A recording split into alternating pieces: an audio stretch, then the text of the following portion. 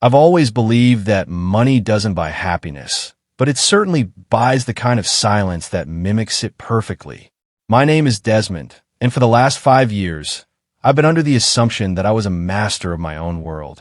I'm a senior partner at a private equity firm, a Positio Zero in that requires me to see 3 moves ahead of everyone else in the room. I spend most of my time analyzing risk, calculating probabilities, and deciding which companies live or die. My life was a series of balanced ledgers and successful acquisitions, and at the center of that pristine world was Catherine. I met her at a gallery opening 2 years ago, and she was the first thing I couldn't immediately quantify. She was vibrant, artistic, and seemed to possess a soul that wasn't for sale. I fell hard and I fell fast. Our life together was supposed to be the ultimate reward for my 80-hour work weeks.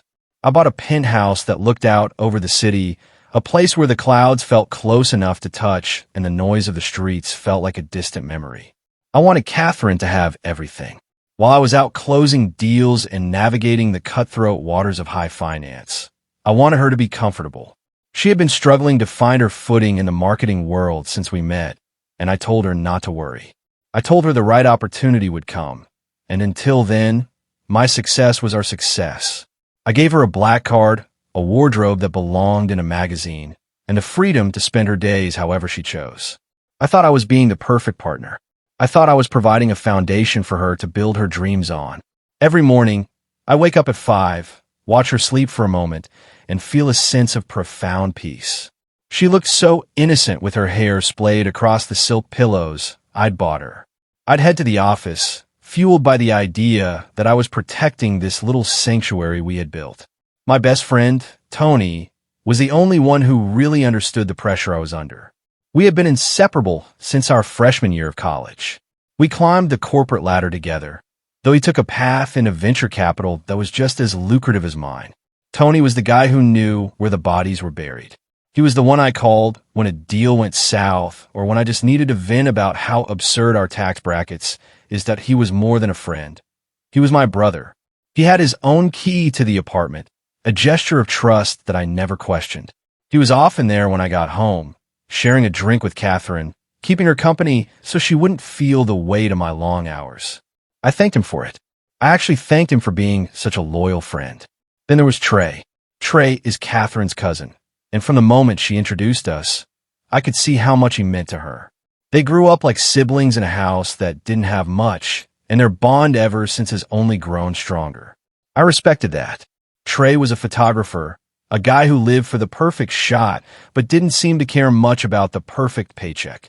He was always around, usually with his friend Josh. Josh was a quiet kid, the kind of person who fades into the wallpaper if you aren't looking directly at him. He was Trey's assistant or lighting guy, or maybe just a tag-along, but he was always there hovering in the background of our lives. I didn't mind. I had the means to host them all. I liked the idea of Catherine having her family close. I liked the idea of our home being a hub of activity while I was away. I was blinded by all these that I didn't see the way Trey looked at the luxury surrounding him with a mix of hunger and resentment. I didn't see the way Catherine's eyes brightened when he walked into the room in a way they never did for me anymore. The first part of the fallout began on a Friday in October. I had just closed a massive acquisition of a logistics firm, and I was riding a high that only a 9-figure deal can provide. I left the office early, stopping to pick up a vintage bottle of champagne and a pair of diamond earrings that had caught my eye a week prior. I wanted to celebrate. I wanted to remind Catherine that everything I did for her. While I walked into the penthouse, the air felt different. It was thick, heavy with a scent I couldn't place, a mix of expensive cologne and something more primal. I heard laughter coming from the kitchen. It was Catherine, Tony, and Trey. They were huddled around the marble island, a bottle of my best bourbon already half empty. They didn't hear me come in. I stood in the foyer for a second, watching them. Tony was telling a story, his hand resting casually on the back of Catherine's chair. Trey was sitting across from them, his camera around his neck, snapping candid photos of Catherine as she laughed. It was a picture of domestic bliss, except I wasn't in the frame. When I finally cleared my throat, the reaction was instantaneous and jarring. Catherine jumped, nearly knocking over her glass. Tony didn't flinch. He's too polished for that. But his smile didn't reach his eyes. Trey just looked at me with a blank expression, his thumb moving slowly over the shutter button of his camera. "Hey, big man," Tony said, standing up to give me the usual half hug. "We didn't expect you back so soon. We were just keeping the lady of the house entertained." Catherine rushed over to me, her movements hurried, almost frantic. She kissed me, but it felt performative, like she was checking a box. I showed them the champagne, tried to spark the celebration I had envisioned, but the energy was gone. The three of them seemed to have a language of their own, a series of inside jokes and glances that I wasn't privy to. Josh appeared from the balcony a moment later, looking startled to see me, and the four of them eventually filtered out, leaving me alone with Catherine and a bottle of warm champagne. That night, Catherine was distant. She claimed she had a headache, a classic trope that I had never experienced with her before. I laid in bed, staring at the ceiling, wondering when the disconnection had started. I told myself I was being paranoid. I told myself that my high-stress job was making me see ghosts where there were only shadows. I was the one who was never home. I was the one who obsessed over spreadsheets. It made sense that she would find community with the people who were actually present. I decided then and there that I would make more of an effort. I would be more present. I would bridge the gap. But the more I tried to lean in, the more I felt pushed out. I started noticing small inconsistencies. I come home to find a guest bedroom unmade, even though no one was supposed to be staying over. I'd find charges on the credit card for hotels in the city, boutique places that Catherine had no reason to visit. When I asked her about them, she had easy answers. The guest room was because Trey had worked late on a shoot and needed a nap. The hotel charges were for a marketing seminar she attended to keep her skills sharp. She looked me in the eye when she said it, her voice steady, her expression full of that same artistic innocence I had fallen for. I wanted to believe her. I needed to believe her. If she was lying, then the entire foundation of my life was built on sand, and a man like me doesn't survive a collapse like that. I started to watch Tony more closely too. We were at the club one night, just the two of us, and he was unusually quiet. He kept checking his phone, his thumb flying across the screen. Usually we talked about the markets or the new Porsche he was eyeing. That night, he seemed miles away. When I asked him if everything was okay, he laughed it off. "Just some drama with a girl," he said. "You know how it is, Des. Not everyone has the perfect setup you do." He said it with a smirk that felt like a slap. I realized then that I didn't really know what Tony did when we weren't together. I didn't know who he was when the suit came off. The suspicion began to rot me from the inside out. I started staying late at the office not because I had work, but because I was afraid of what I would find if I went home early again. I felt like a stranger in my own life. I began to notice the way Josh looked at me whenever I saw him. It wasn't the look of a subordinate or a friend of a cousin. It was pity. Every time I caught Josh's eye, he would look away, his shoulders hunching as if he were carrying a weight he couldn't share. I realized that Josh was the weak link. He was the one who didn't belong in their secret language. He was the observer, the one who saw everything but had no stake in the lie. I decided to test the waters. I told Catherine I had to fly to London for a week to oversee a merger. I made a show of packing my bags, of checking the flight times, of kissing her goodbye with a heavy heart. I even had my driver take me to the airport, but I didn't get on the plane. I doubled back, checked into a hotel across the street from my building, and I waited. I felt like a cliché, a jealous husband in a bad movie, but the intuition that had made me millions was screaming at me. Something was wrong. Something was broken, and I needed to find out exactly what it was. From the window of my hotel room, I watched the entrance to my building. I had a clear view of the lobby through a pair of high-powered binoculars I'd bought on the way. 2 hours after I supposedly left for the airport, I saw Tony's car pull up. He didn't go to the front desk. He walked straight to the elevators with the confidence of a man returning home. An hour later, Trey and Josh arrived.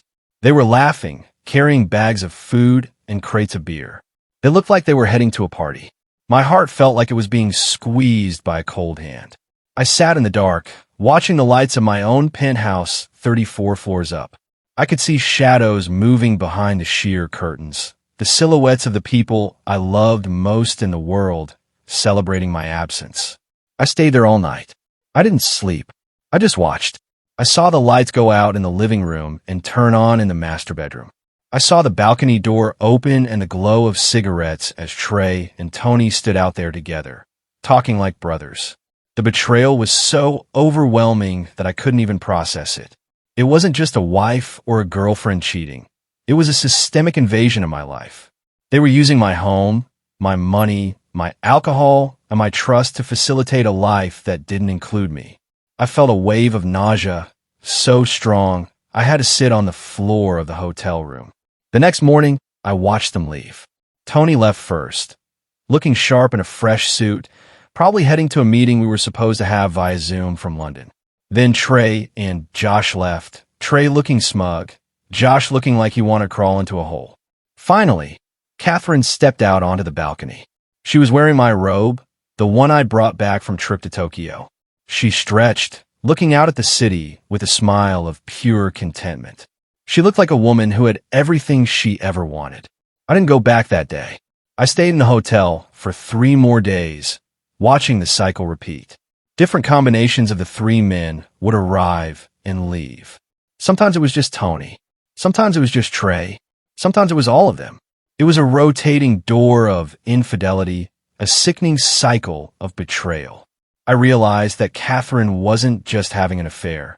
She was living a double life. And the most painful part was that she was doing it with the people I had brought into our inner circle. I had invited the wolves into the house and fed them from my own hand.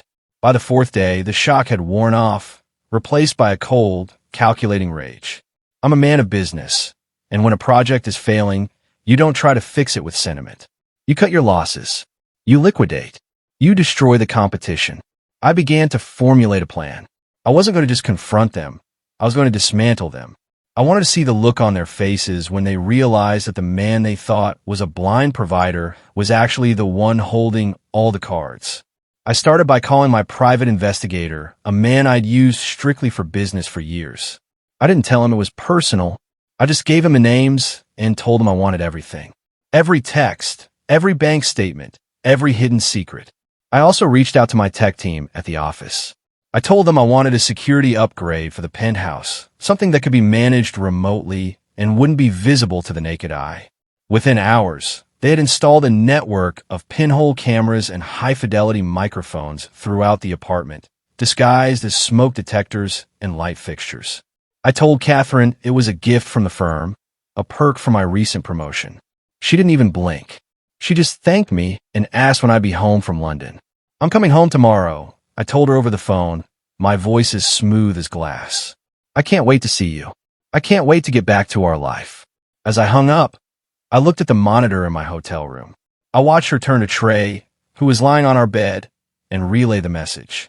They both laughed. It was a hollow, ugly sound. I sat back in my chair, the darkness of the hotel room swallowing me whole. The first part of my life was over. The second part, the part where I took everything back, was just beginning. I realized that the silence I had bought wasn't a mimicry of happiness anymore. It was the silence of a predator waiting for the right moment to strike. I walked through the front door of my penthouse on a Thursday afternoon, dragging my suitcase behind me like a prop in a play I hadn't auditioned for. The air in the apartment was cool and smelled of expensive lilies, Catherine's favorite. She was standing by the window, her silhouette framed by the late afternoon sun, looking like a masterpiece I had paid millions to own. When she heard the door, she turned, and for a split second, I saw a flash of something in her eyes. It wasn't joy. It was a calculation, rapid reassessment of her surroundings. Then the mask slipped into place. She ran to me, throwing her arms around my neck and burying her face in my shoulder. I held her, feeling the familiar weight of her body, but the sensation was different now. Before, it had felt like home. Now it felt like holding a venomous snake that was currently resting, waiting for the right moment to strike. I kissed the top of her head, my eyes scanning the room over her shoulder. Everything looked perfect, but I knew better. I knew that less than 24 hours ago, Tony had been standing right where I was, his hands on her waist, his laughter echoing in the halls I paid to maintain. "How was London?" she asked, pulling back just enough to look me in the eye. Her voice was like honey, smooth and sweet, with just the right amount of feigned concern. I told her the flight was long and the meetings were tedious, spinning a tale of boardroom battles and late-night negotiations. I watched her as I spoke. I watched the way she tucked a loose strand of hair behind her ear, a nervous habit she only displayed when she was hiding something. I realized then that I had been blind for years. I had mistaken her nervousness for shyness, her distance for artistic temperament. I was a man who prided himself on reading people, yet I had missed the most obvious signs from the woman I slept next to every night. I went to the kitchen to pour myself a drink, and as I passed the marble island, I noticed a small smudge on the surface. It was a ring from a glass. Bourbon, most likely. I don't drink bourbon at home. Tony does. I wiped it away with my thumb, the cold reality of it settling into my bones. That evening, the doorbell rang. It was Tony. He walked in with his usual bravado, a bottle of scotch in one hand and a stack of folders in the other. He acted like he owned the place, which, in a way, he did. He had the run of my home, the trust of my heart, and the affection of my girlfriend. He slapped me on the back, congratulating me on the London deal, his smile wide and white. We sat in the living room, and for 2 hours, I listened to him talk about the market, about our mutual friends, and about his latest conquests. He spoke with such ease, such practiced sincerity, that I almost found myself admiring him. It takes a specific kind of sociopath to look your best friend in the eye and lie to him while you're systematically ruining his life. I watched him interact with Catherine. They were careful, too careful. They didn't touch. They barely even looked at each other, but the energy between them was palpable. It was a shared secret, a private joke that I was the punchline of. Trey and Josh arrived a little later. Trey, as always, was the life of the party, bringing a sense of chaotic energy that Catherine seemed to crave. He was her cousin, her blood, the one person she claimed to trust above all others. I had always admired their bond. In a world of fleeting connections, I thought their loyalty was something sacred. Seeing them together now, knowing what I knew, made my stomach turn. Trey sat on the arm of Catherine's chair, his hand resting on her shoulder in a way that I had always interpreted as protective. Now it looked possessive. Josh followed behind him, silent as a ghost, his eyes darting around the room as if he were looking for an exit.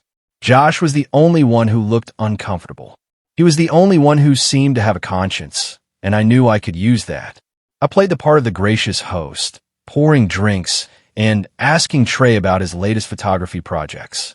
He talked about capturing the raw essence of humanity, while I sat there thinking about the raw essence of his betrayal. The next few days were an exercise in psychological warfare. I didn't say a word about what I had seen. Instead, I started digging into the finances. As a senior partner, I have access to tools that the average person doesn't. I started tracking the black card I had given Catherine.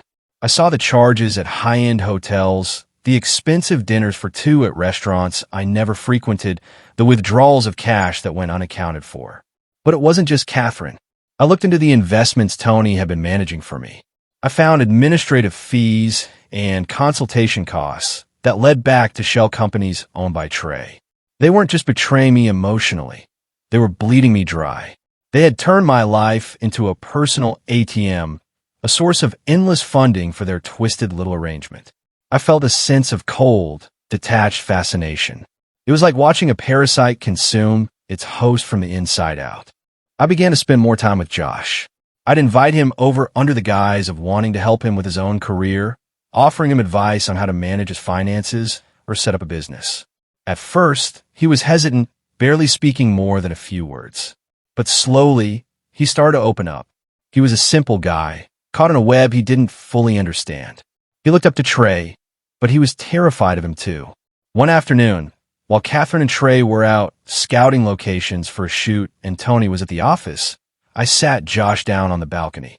I handed him a glass of water and looked him straight in the eye. "Josh," I said, my voice low and steady, "I've been a good friend to you, haven't I?" He nodded, his hands shaking slightly.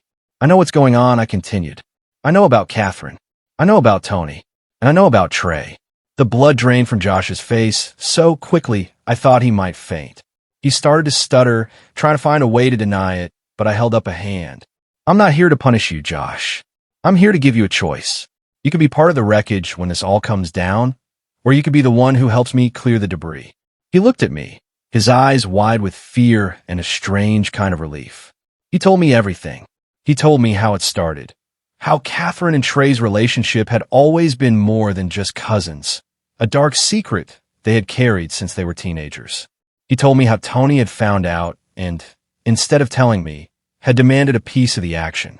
He told me about the nights they all spent together in my home, laughing at my expense, fueled by my money and my misplaced trust. It was worse than I had imagined. It wasn't just an affair. It was a cult of three, with Josh as the reluctant witness. As Josh talked, the pieces of the puzzle clicked into place. The marketing seminars Catherine attended were weekend getaways with Tony. The photography equipment I bought for Trey was sold for cash to fund their lifestyle. They were a well-oiled machine of deception. I felt a strange sense of calm as the full picture emerged. The anger was there, buried deep, but it was secondary to the need for resolution. I told Josh to keep acting as if nothing had changed. I told him that his safety and his future depended on his ability to stay quiet for just a few more days. He agreed, his loyalty shifting from the people who had used him to the man who could destroy him. I watched him walk out of the penthouse, his shoulders slumped, and I felt a flicker of something resembling pity. That night, I laid in bed next to Catherine. She was asleep, her breathing deep and even. I looked at her in the moonlight, trying to find a trace of the woman I thought I loved. She looked the same, but the essence of her was gone. She was a hollow shell, a vessel for greed and lust, and a total lack of empathy. I thought about the life we had planned, the children we talked about, the house in the Hamptons, the growing old together. It was all a lie. It was a script she had followed to ensure her own comfort. I realized then that Catherine didn't love Tony or Trey either. She loved the power she had over them. She loved the chaos. She loved the fact that she could have three men in the palm of her hand, all while living in a 34-story ivory tower. The next morning, Tony called me. He wanted to go over the quarterly reports, his voice bright and professional. I agreed to meet him at the office, but instead of the reports, I brought a file of my own. I sat across from him in the conference room, the city sprawling out behind me. We went through the numbers, the growth charts, the projections. He was good, I'll give him that. He spoke with authority and conviction. When we were finished, I leaned back in my chair and slid the file across the table. What's this? He asked, his brow furrowing. It's a new opportunity, Tony, I said, my voice devoid of emotion. I wanted to take a look at the administrative fees from the Trey Shell account. The silence that followed was the loudest thing I've ever heard.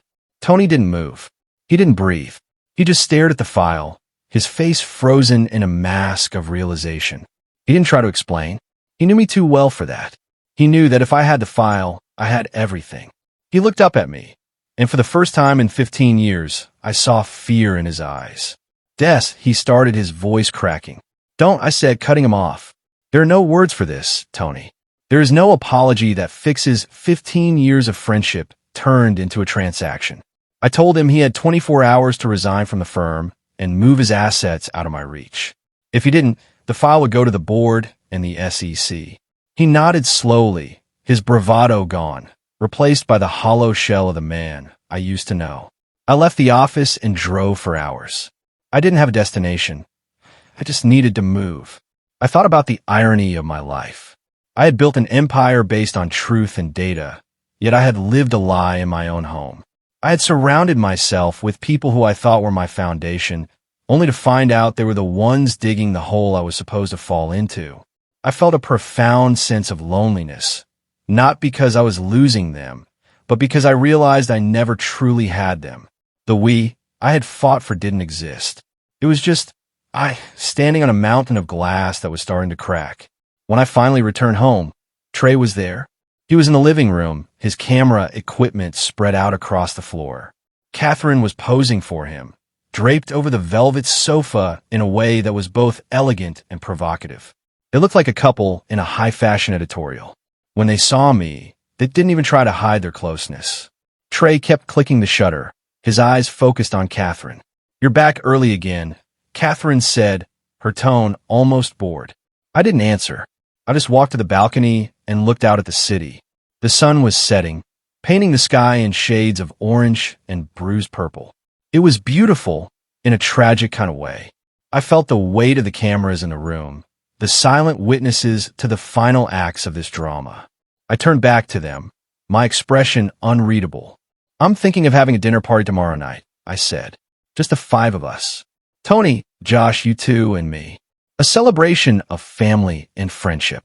Catherine smiled, a slow, predatory thing. "That sounds lovely, Desmond. We have so much to celebrate." Trey nodded in agreement, his thumb already back on the shutter. I watched them, my heart a cold stone in my chest. They thought they were the ones in control. They thought they were the ones playing the game.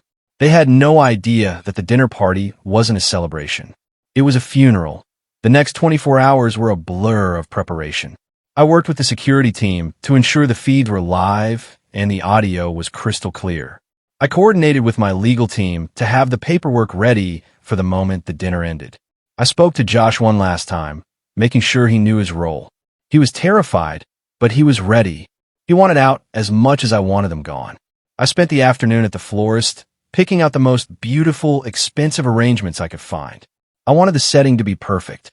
I wanted the contrast between the beauty of the room and the ugliness of the truth to be jarring. As I dressed for the dinner, I looked the same, the expensive suit, the perfectly knotted tie, the calm expression. But I felt like a stranger. I was a man who had been stripped of his illusions, and in their place, a cold, hard clarity had taken root. I realized that this wasn't just about revenge. It was about reclamation. It was about taking back my life, my home, and my dignity from the people who had tried to steal them. I walked out into the living room, where the table was set and the wine was breathing. Catherine was there, wearing a dress that cost more than most people make in a year. She looked radiant. "Tonight is going to be unforgettable," she said, reaching out to straighten my tie. I looked at her, really looked at her, and for the first time I felt nothing. No love, no anger, no pain. Just a deep, abiding emptiness. "You have no idea, Catherine," I replied, my voice a whisper. The guests began to arrive. Tony first, looking like a man walking to his own execution. Then Trey looking smug and Josh trembling, but trying to keep composure. We sat down to dinner, the clinking of silverware and the sound of forced laughter filling the air. It was a masterpiece of tension, a high-wire act of deception. And as I raised my glass to offer a toast, I knew that the fall was coming, and I was the only one who had a parachute. The table was a set very luxuriously, silver-weighted cutlery that felt like weapons in my hands. I had spent 4 hours coordinating with a private chef to ensure that every course was a masterpiece of irony. We were starting with oysters, cold, briny, and deceptive, hiding their grit beneath a shimmering surface. Then a bitter green salad, followed by a ribeye that had been aged until it was almost past the point of being edible, concentrated and dark. I stood in the center of the living room, adjusting the cufflinks Catherine had bought me for our first anniversary. They were gold, shaped like anchors. I used to think it was a metaphor for how she grounded me. Now, I realized an anchor is just something that keeps you stuck while the tide comes in to drown you. I checked my phone one last time. The feeds were all active. My security team, a group of guys who usually protected high-value assets in war zones, were sitting in a van 3 blocks away, recording every frame of the high-definition betrayal that was about to unfold. I felt a strange, cold vibration in my chest, a rhythmic pulsing that wasn't quite a heartbeat. It was the clock ticking down on the only life I knew. Tony was the first to arrive. He looked like he had aged a decade in the 24 hours since I confronted him at the office. His suit, usually sharp enough to cut glass, looked slightly rumpled, and the knot of his tie was crooked. He didn't meet my eyes. He walked straight to the bar and poured himself a double of the bourbon I had purposefully left out. He knew it was the bottle we usually shared.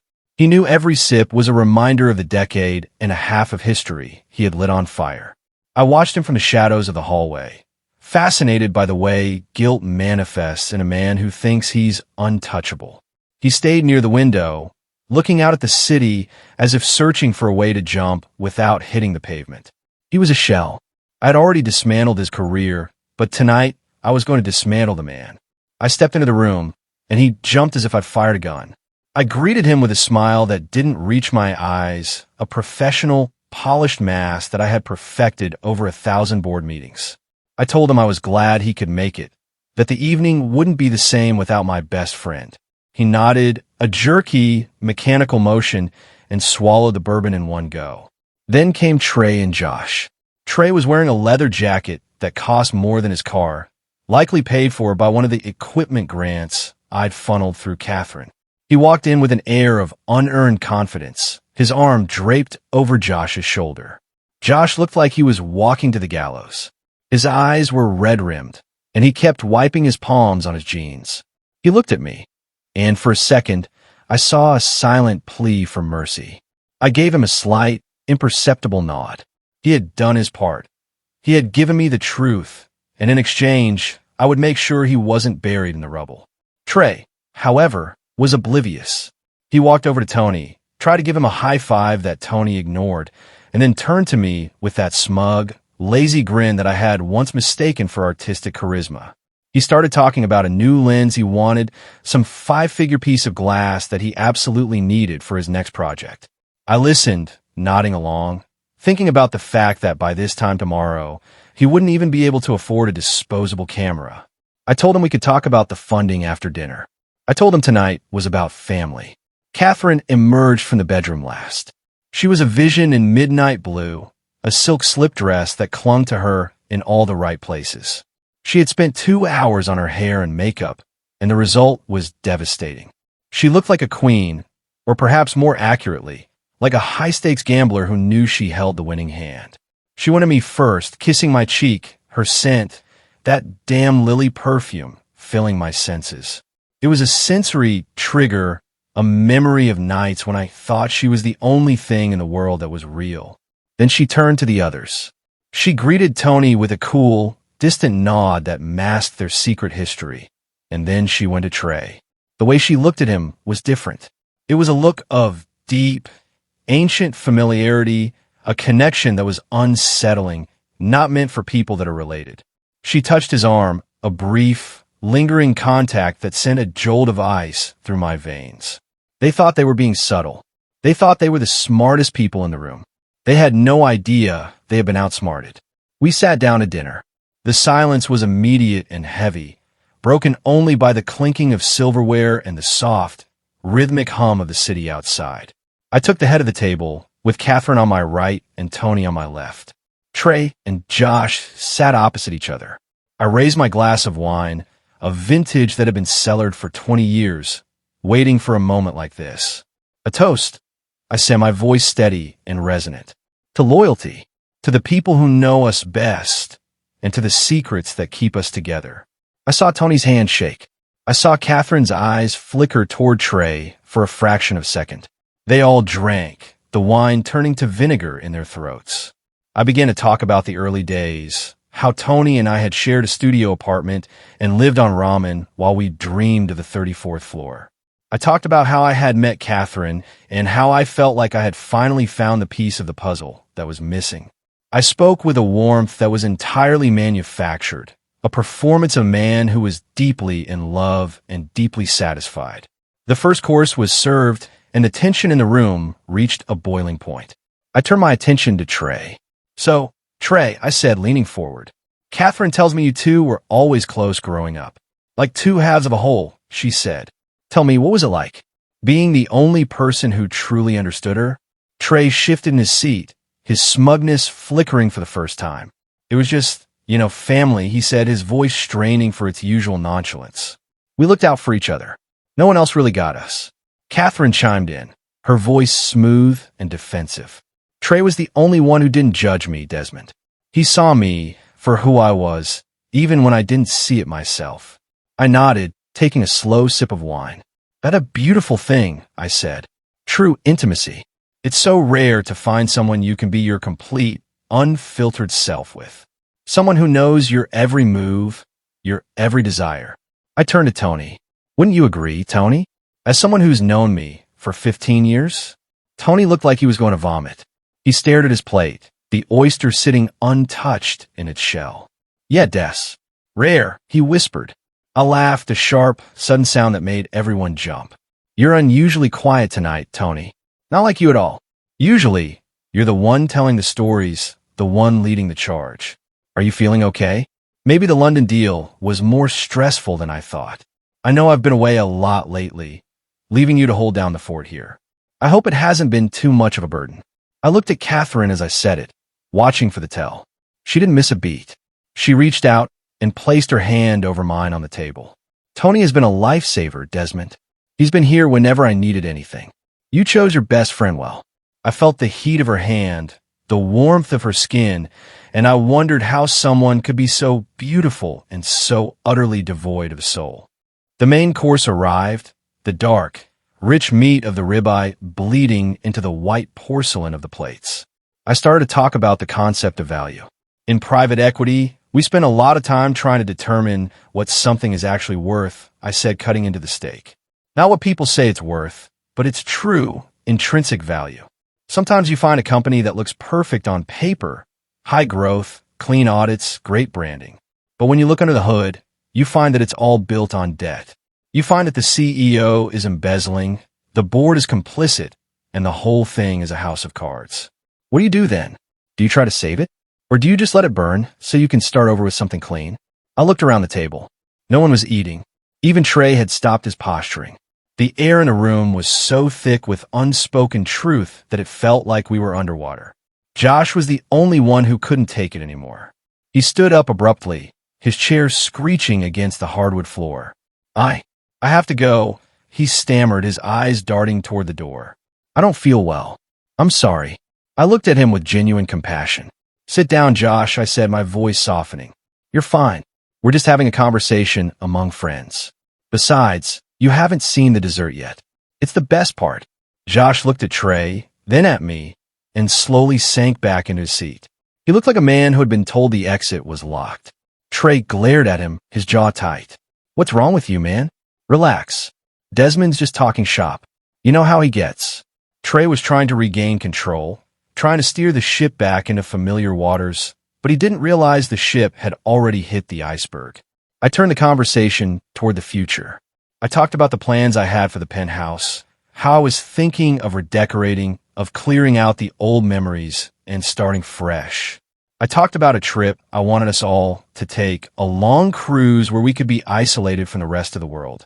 I described the travel plan in grueling detail, watching as the idea of being trapped on a boat with me began to dawn on them. I saw the panic in Catherine's eyes, the way she gripped her wine glass until her knuckles were white. She was starting to realize that I wasn't the oblivious provider anymore. She was starting to see the predator beneath the suit, but she still thought she could manipulate me. She still thought her beauty was a shield that could deflect any blow. Desmond, you're being so intense tonight, she said, her voice dropping into that low, sultry register she used when she wanted something. Why don't we just enjoy the meal? We can talk about the future tomorrow. I looked at her, and for a fleeting second, I felt a wave of grief. Not for her, but for the version of me that loved her. That man was dead, buried under the weight of her lies. I'm just feeling reflective. Catherine, I said, I've been thinking a lot about the people I've brought into my life, about the trust I've given. It's a powerful thing, trust. Once it's gone, you realize it was the only thing holding the world together. Without it, you're just 5 people sitting in a room, eating expensive meat and waiting for something to happen. I looked at Tony. He was staring at me now, a look of grim resignation on his face. He knew. He had seen the file I gave him at the office, but he hadn't realized the scope of my knowledge until this moment. He saw the trap, and he knew there was no way out. He didn't try to defend himself. He just sat there, waiting for the blow to land. Trey, on the other hand, was still fighting.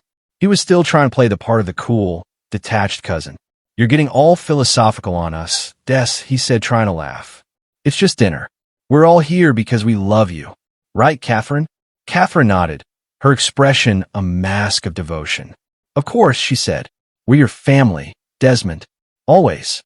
I felt a surge of cold adrenaline. The word family was the final straw. It sounded like a foul language in this context. I stood up, slowly, purposefully. I walked to the head of the table and picked up my phone. I think it's time for that dessert I mentioned, I said. But it's not something you eat. It's something you watch. I tapped a command on the screen, and the 80-inch television on the far wall hummed to life. The room went dark as the screen illuminated, showing the high-definition feed from the master bedroom. The timestamp was from 3 nights ago, while I was supposedly in London. The images were clear, the audio crisp. There was no room for interpretation. There was no space for denial. The silence that followed the activation of the screen was unlike anything I had ever experienced. It was a vacuum, a total absence of sound that seemed to swallow the air in the room. Catherine's face went from a mask of beauty to a contorted gargoyle of horror in a matter of seconds. Trey's smugness vanished, replaced by a raw, naked fear that made him look small and pathetic. Tony didn't even look at the screen. He just buried his face in his hands, his shoulders shaking with silent sobs. I stood at the end of the table, the blue light of the television casting long, distorted shadows across the room. I didn't say a word. I just let the images speak for me. I let the sounds of their betrayal fill the space where my life used to be. The footage showed everything. It showed the 3 of them, Catherine, Tony, and Trey, in my bed, laughing and talking about me as if I were a ghost, a non-entity whose only purpose was to provide the stage for their theater. It showed the physical intimacy between Catherine and Trey, a bond that was clearly not familial. It showed Tony's complicity, his role as the facilitator and the participant. It was a snuff film for my soul. I watched them watch themselves, and for the first time in weeks, I felt a sense of peace. The lie was over. The truth was out. The house of cards had finally collapsed, and as I looked at the wreckage of the people I had loved, I realized that I was the only one still standing. The screen flickered off, leaving us in a darkness that was only broken by the distant lights of the city.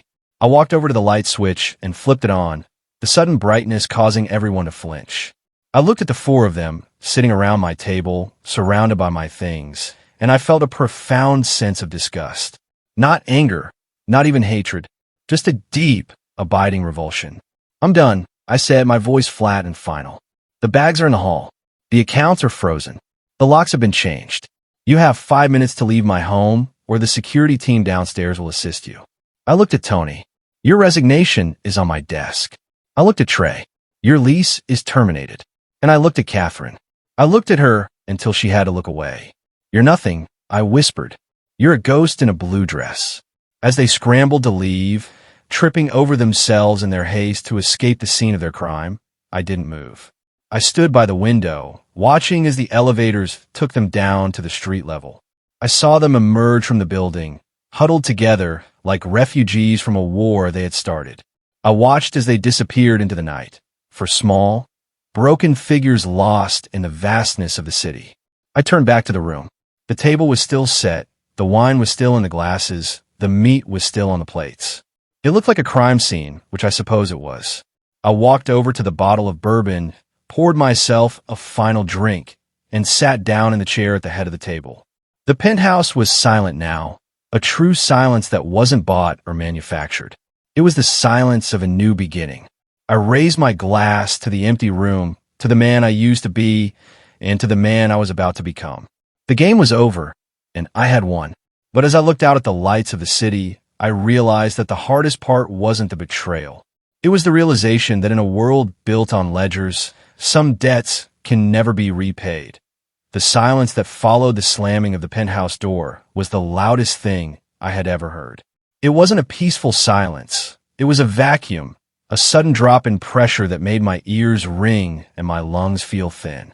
I stood in the center of the dining room, surrounded by the remnants of a $500 a plate meal that no one had finished. The smell of the ribeye, once appetizing, now turned my stomach. It smelled like iron and rot, a physical manifestation of the betrayal that had just cleared the room. I looked at the table. Catherine's wine glass had a smudge of her expensive lipstick on the rim, a perfect, mocking crescent of rose-colored wax. Tony's napkin was balled up in his chair, a white flag of surrender that came far too late. I walked over to the windows, leaning my forehead against the cool glass. 34 floors below, the city was a grid of indifferent lights. Thousands of people were falling in love, falling out of it, lying and keeping secrets, and for the first time in my life, I didn't feel superior to any of them. I was just another man who had built a temple on a fault line. I didn't sleep that night. I spent the hours between midnight and dawn stripping my life of their presence. I started with the physical. I went into the master bedroom, the room where the footage had been recorded, and I didn't just strip the bed. I took the sheets, the duvet, and the pillows and shoved them into a trash bag. I didn't want to donate them. I didn't want anyone else to touch the fabric that had been witness to their depravity. I moved through the walk-in closet, grabbing the designer dresses, the Italian shoes, and the handbags I had bought for Catherine as reward for a love she never actually felt. I worked with a cold, mechanical efficiency. There was no crying, no throwing things in rage. I was a man of business, and this was an audit. I was removing the liabilities from the balance sheet. By 4 a.m., the hallway was lined with black plastic bags.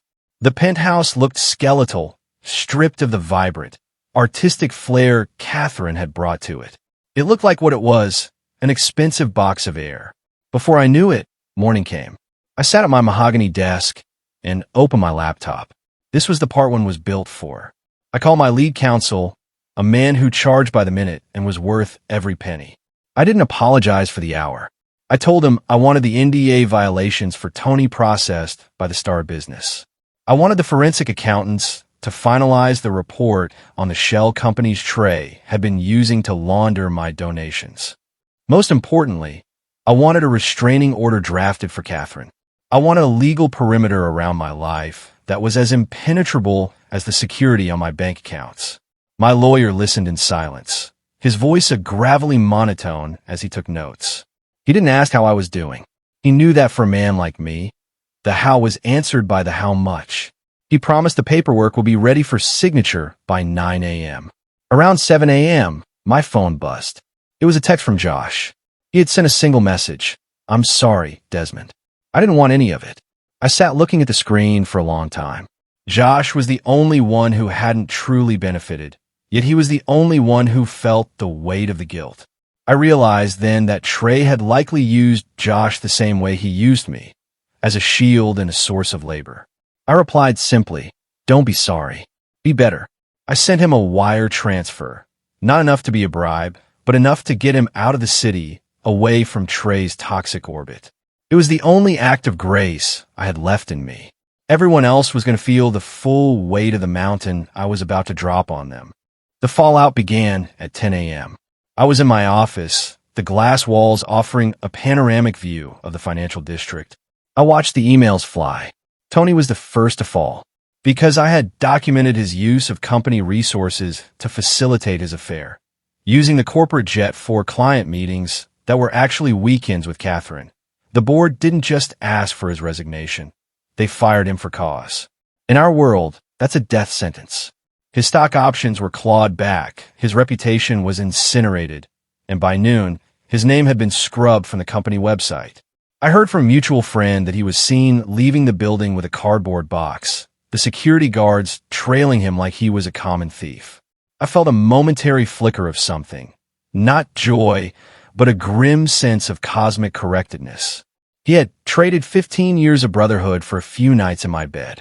The exchange rate on that was catastrophic. Then came Trey. Without my monthly investments into his photography business, his studio lease was terminated by mid-afternoon.